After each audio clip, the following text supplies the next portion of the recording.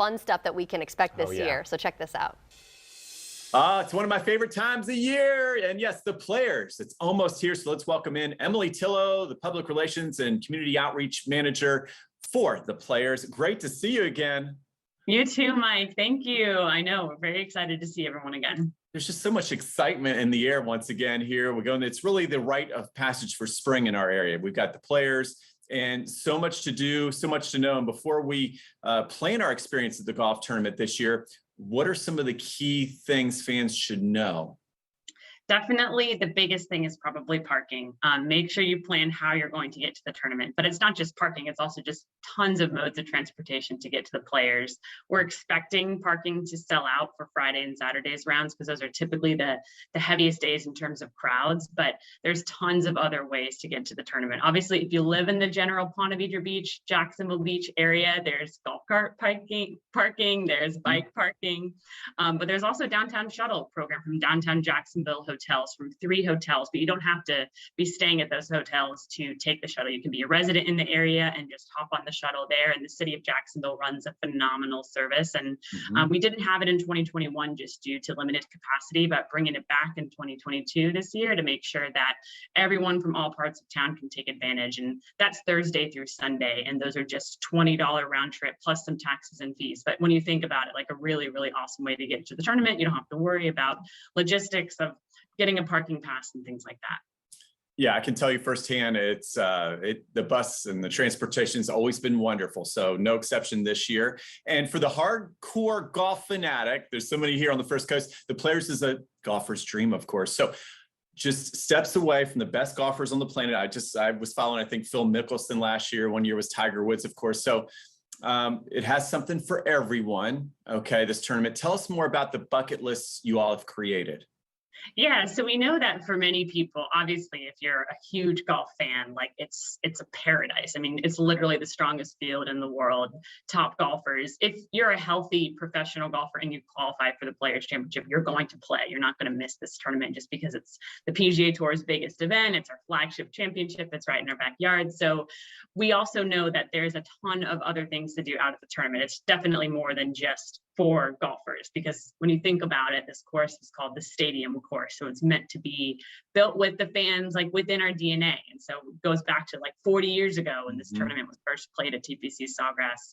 It was designed so that, you know, the mounds were able to be more amenable to fans being able to watch all the action on the course. So as we kind of thought about it, a few years ago, we introduced these concepts called bucket list, because it can be overwhelming sometimes. It's huge property. It's like, where do I begin? I know I have the pairings guides in front of me. I know when players tee off, but like, how else can I make the most of my experience, especially if you're not a golf fan? And that's okay. Like, you can come to the players just to have a really good time with your friends and just be outside, enjoy your drinks if you're of age, and take the kids if you have little ones and go play in the kids zone. So that's what these bucket lists are designed to do, to just make the most of your time and not have it be overwhelming. So you can kind of plan how you want to make the most of your day.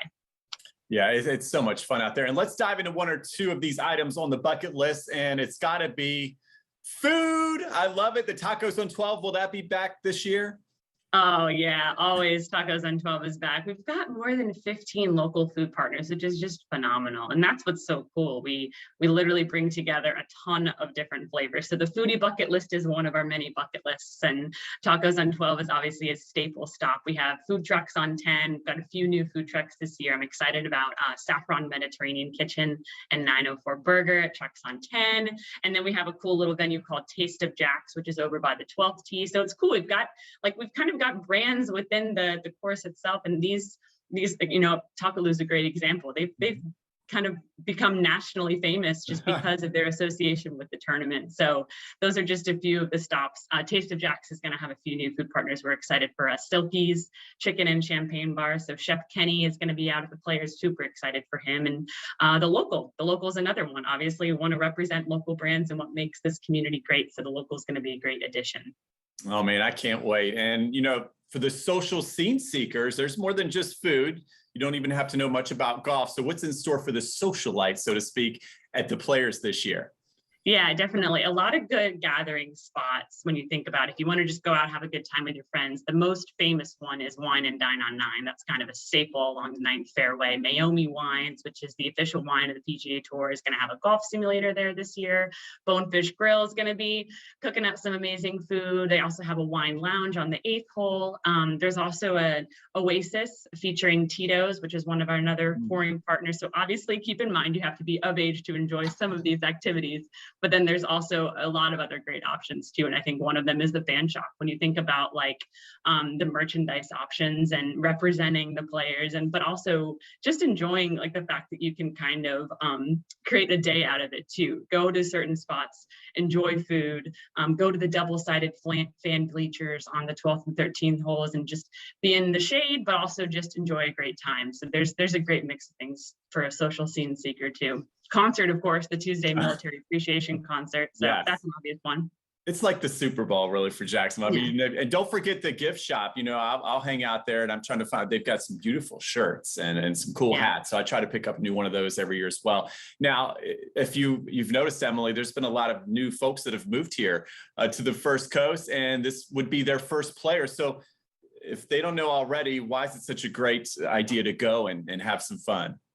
I think because it really represents what this community is all about. I'm born and raised in Jacksonville, and I think it's just it's a staple in our community. Like you said, it's Jacksonville's Super Bowl, and it's every single year. And to your point earlier, you don't have to like golf in order to come out here and have an amazing time. It's really like, people have described it to me as like a high school reunion every year. It's like you come back and you see people who you might sit in the same spot and on the 6th hole or whatever, new people that you've gotten to know over the past 15 years. It's become like a cool, amazing way to just enjoy the outdoors, but also just enjoy the different diverse offerings that Jacksonville has to offer. And I think that's what makes this championship so cool. There really is something for everyone.